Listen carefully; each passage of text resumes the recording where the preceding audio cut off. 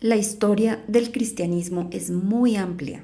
Lo que vamos a estudiar en esta materia son los acontecimientos más significativos dentro de ella.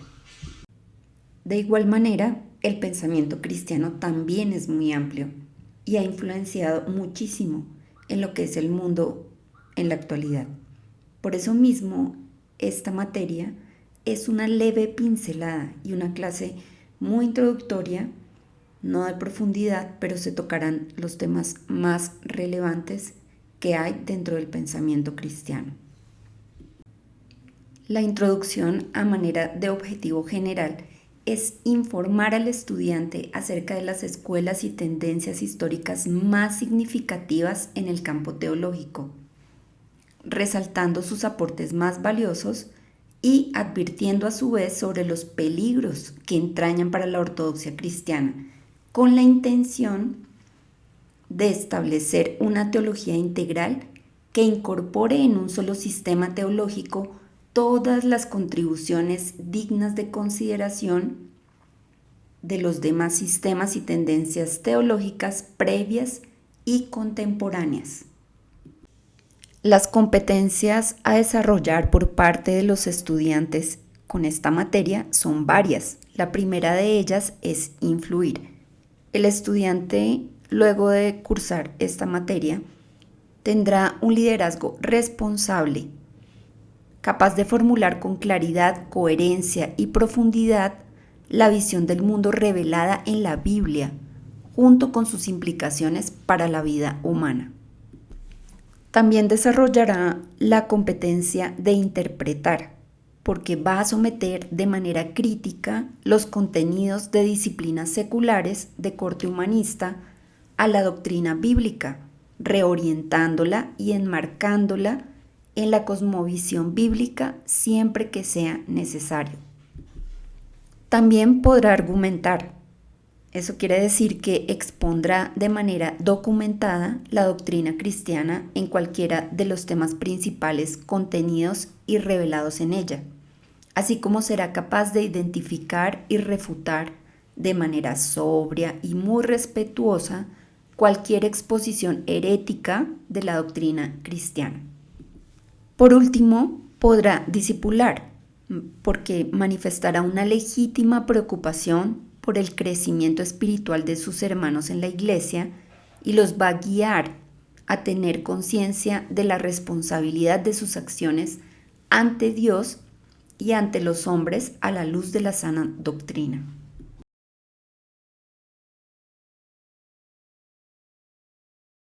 La teología es una disciplina que a causa de su objeto de estudio, que es Dios, tiene una condición que debe ser evaluada con criterios adaptados a ella.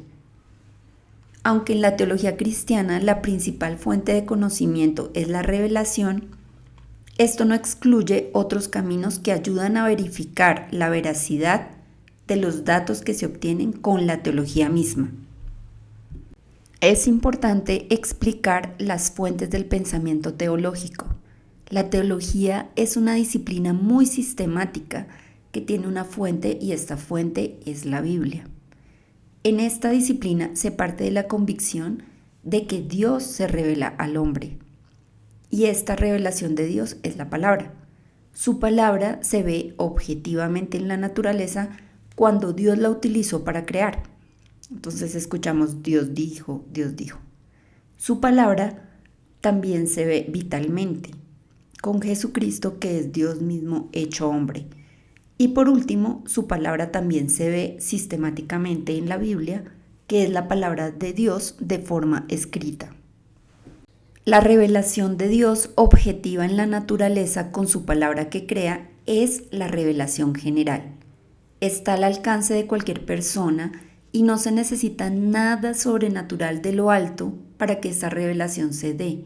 Vemos las montañas, el sol y el universo en sí mismo. La revelación sistemática en la Biblia y vital con Jesucristo es la que se llama revelación especial. Es la que nos brinda la salvación, por eso es especial y es de carácter sobrenatural. Jesucristo era un hombre muy particular, que creemos que es Dios mismo, pero la encarnación de Cristo también es sobrenatural. La Biblia para nosotros no es un libro más, sino que es un libro inspirado por Dios y también es sobrenatural. En este proceso, la revelación especial de Dios da un margen suficiente de libertad al hombre para indagar en los caminos de la revelación general. De esta forma posibilita el avance de la ciencia y la filosofía. Estas verdades que se encuentran no perjudican la verdad revelada en la Biblia, sino que confirman y amplían los datos bíblicos. Por ejemplo, el bosón de Higgs e incluso la teoría del Big Bang, planteada por un sacerdote católico belga llamado Georges Lemaitre. Ahora vamos a enfocarnos en la revelación general.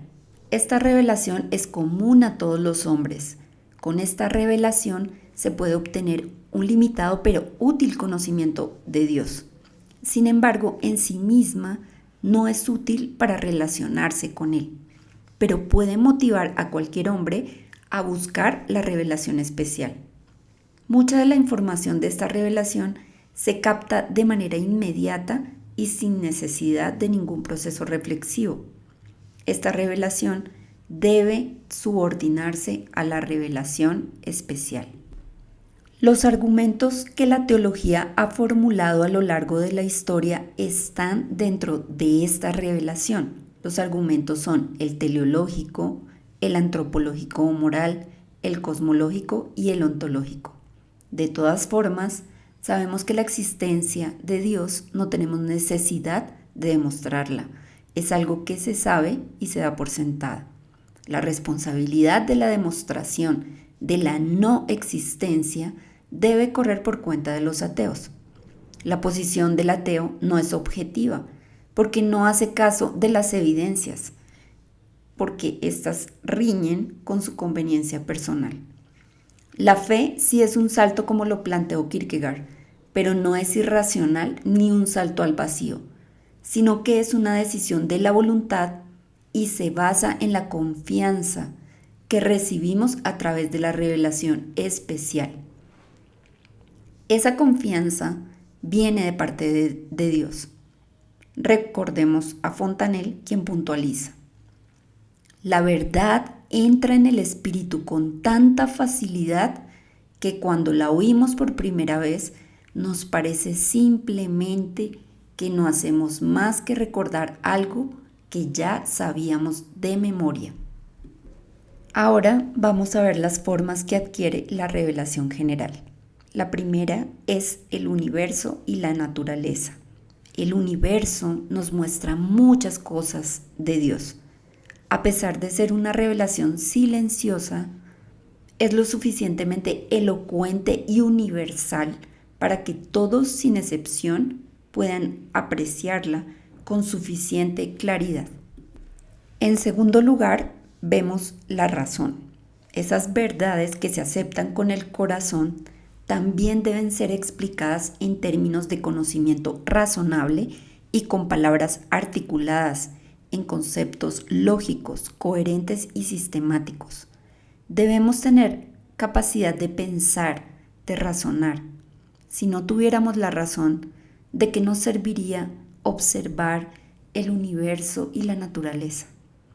Nos sirve para llegar a conclusiones con base en lo que pensamos. Hay muchos temas que exceden la razón, como por ejemplo los milagros, el misterio de la Trinidad, el misterio de la encarnación, el albedrío humano y su relación con la soberanía de Dios. Estos puntos, por ejemplo, no los podemos explicar de forma materialista, solo los podemos creer con base en nuestra fe. La Biblia misma también alienta al hombre a que indague acerca de Dios por medio de la razón.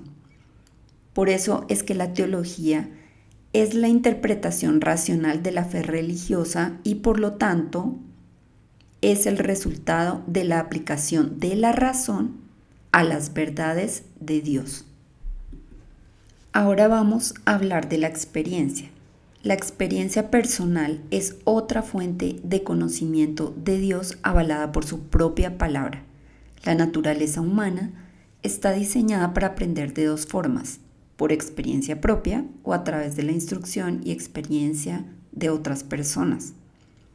La experiencia personal nos puede extraviar fácilmente y presentarnos un panorama muy incierto.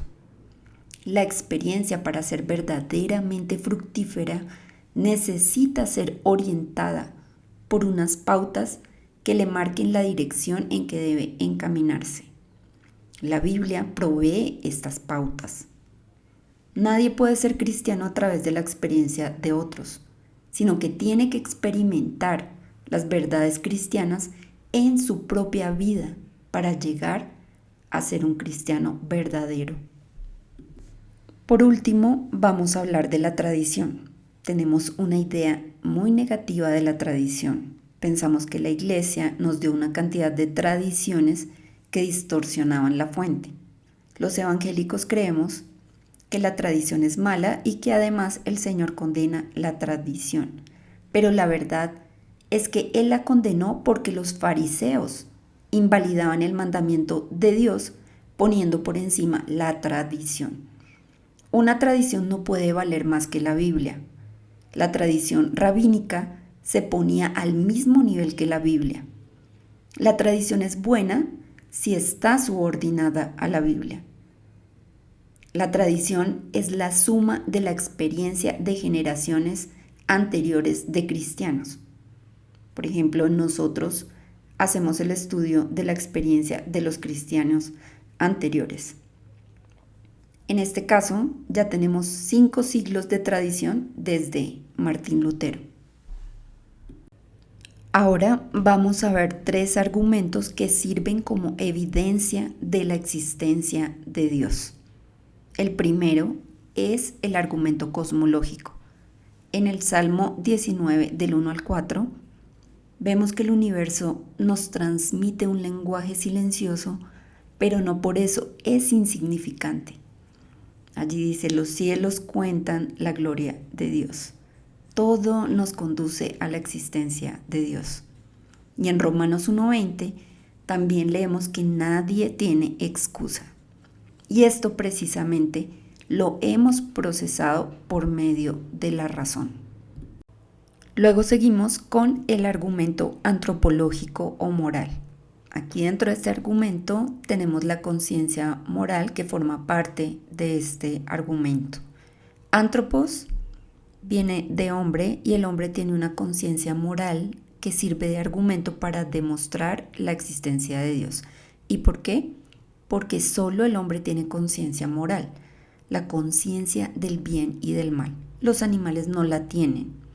El bien y el mal está de manera innata en nosotros mismos. La moral la pueden corromper, pero nunca la pueden eliminar. La moral conduce a la religión y hay muchos intelectuales que no creen en Dios, pero creen en la moral y esa forma parte de su religión. En Romanos 2, 14, 15 vemos que los paganos tienen el sentido del bien y del mal, que es el mismo argumento antropológico moral. El hecho que Dios existe es lo que hace posible la moral. Llegamos al último argumento de los 3 que vimos o que vamos a ver, y este se llama el argumento teleológico. Viene de la palabra telos, que significa propósito o finalidad de un ser inteligente. Por medio de la razón podemos descubrir una finalidad o propósito en nuestra vida. Este argumento viene desde Aristóteles, que no podía creer que las cosas tan perfectas de la biología humana y animal existieran o que provinieran del azar. Él pensaba que todo tenía un propósito o finalidad que venía de un ser inteligente, lo que nosotros llamamos un diseñador, que todo lo tiene para un fin específico. Nosotros vivimos en un universo ordenado. En el macrocosmos las cosas se mueven igual que en el microcosmos. No es un orden casual, es un orden causal que tiene una causa. Y ese orden revela una finalidad. Entonces vemos en Génesis 1, 14, 18 que Dios tenía este plan ordenado. para iluminar la tierra, el astro mayor para gobernar el día y el menor para gobernar la noche. Y en Isaías 45:18 vemos que formó la tierra para ser habitada. Tenía un propósito. Para finalizar el argumento teleológico, vamos a establecer una diferencia entre prueba y evidencia. La prueba establece conclusiones y pues la existencia de Dios no la podemos comprobar con carácter de prueba, es decir, como si fuera un tubo de ensayo dentro de la biología o como la ley de la gravedad que ya está probada. A Dios no lo podemos probar de esta manera, pero los ateos tampoco pueden probar la no existencia de Dios. Sin embargo, la evidencia no tiene las pruebas, pero apunta hacia esas conclusiones. Los argumentos que tenemos como el cosmológico, teleológico, antropológico, moral y ontológico no son pruebas, pero sí son unas grandes evidencias. Dios no quiere imponernos la fe, pero Él quiere que nosotros creamos en Él. Ahora vamos a ver las formas de expresión teológica. La primera es por épocas. Este es el enfoque que nosotros le vamos a dar a la materia. Esto quiere decir que vamos a ver la época patrística, escolástica, protestante y contemporánea. Otra forma de expresión teológica es por puntos de vista, y por eso vamos a ver la Escuela Teológica de Occidente, la Escuela Teológica de Asia Menor y Siria y la Escuela Teológica de Alejandría. Bueno, hemos llegado al fin de la primera clase y les agradezco mucho por su atención.